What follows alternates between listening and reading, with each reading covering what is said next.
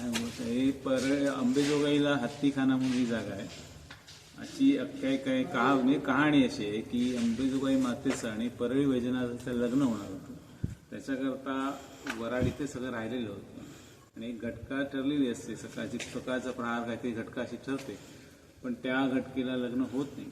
त्यामुळे हे सगळे वराडी हत्ती वगैरे जे आलेले होते इथे दगड स्वरूपात इथेच ते राहिले. आणि अशी गावात म्हणतात असं की इकडनं परळीला जाण्याकरता एक भुयार आहे, पण ते अजून ते कोणाला किंवा पुरातत्व खात्याला नक्की काही मिळालं नाही.